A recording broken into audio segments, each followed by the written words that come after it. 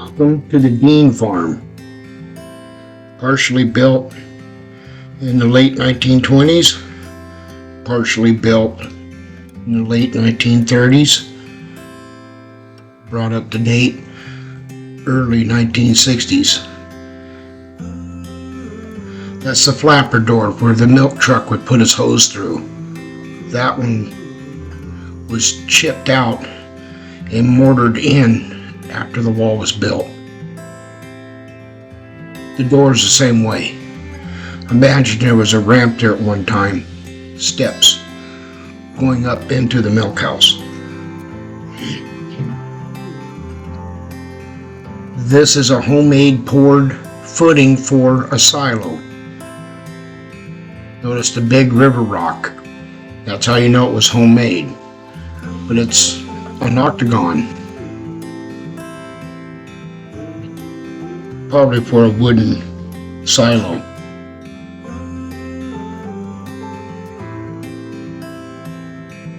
So looking at this part of the barn, I'm thinking this was the original milking parlor, the very first one. The way I know this is the walls are whitewashed all the way around. All the way around.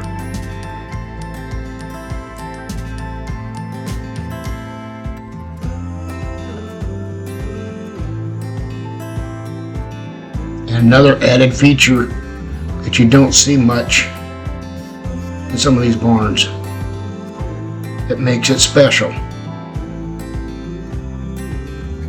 That is a wooden gutter.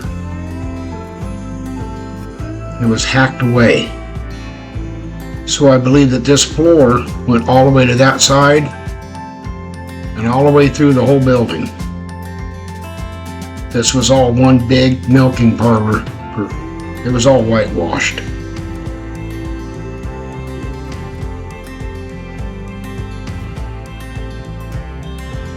Primitive but beautiful. So let's take a peek inside.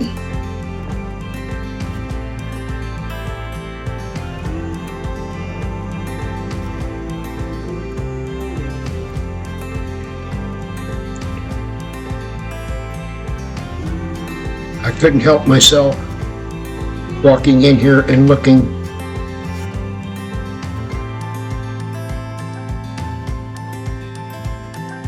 That's the vacuum line hookup.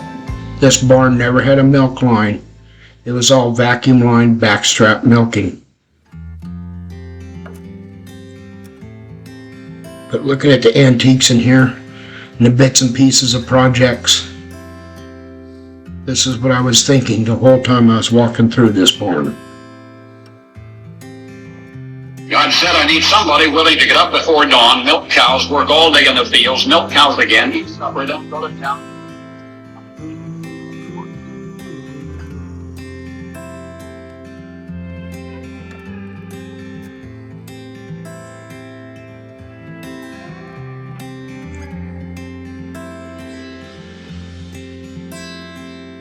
This part of the parlor was built in the late 1930s.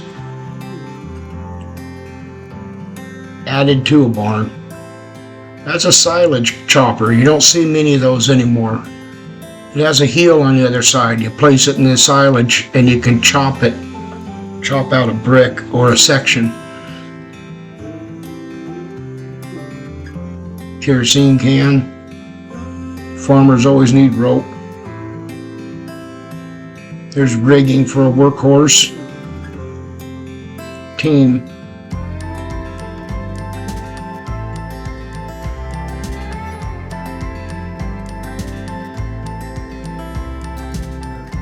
I'm not sure what this thing is.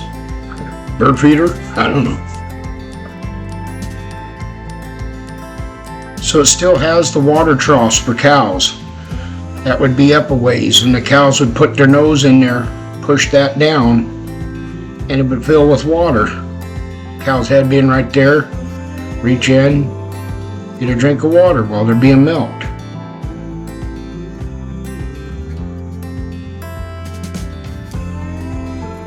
Water line right next to it.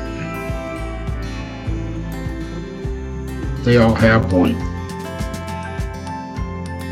This is an added feature. Somebody jimmy rigged their own grain bin just up above.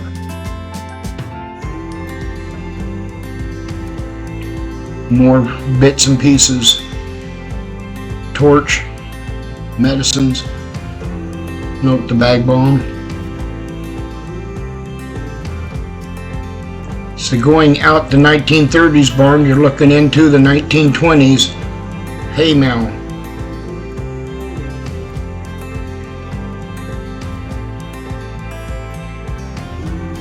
There's an owl up in there. Do you see it? You see the owl?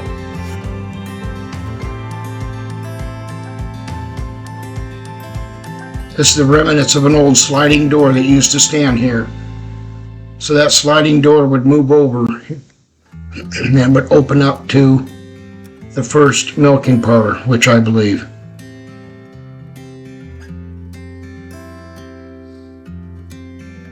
Look into the milk house. But I have to take a look at this first. This shows the last time cows were milked in this barn. It's breeding records. All farms had one. Help the farmer keep good records. And the last time a cow was milked in here was 7/14/76. Or at least the last time a cow was bred in there, anyway. From what I understand, he went out of business the following fall. Not sure if he was sick, hung up his hat, or had something bad happen. I don't know. This is where the pump would have sat, the vacuum pump. You see the line that the vacuum pump would have hooked to? Probably sat right there. The walls are oil stained right there. There's the electrical hookup that would have been for it. There's a vacuum line. Look up surge vacuum pumps. You'll see what might have sat there. This was a big milk house for its time. So keep in mind they did canned milk here first. Milk the cows, cool the milk, separate the cream. Pour it in cans, just like these, just like those. They had two sizes of cans.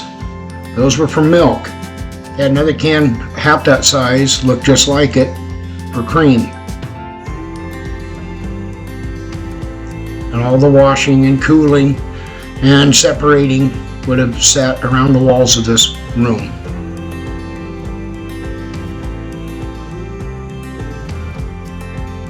Thank you for coming out with me. Please like and subscribe.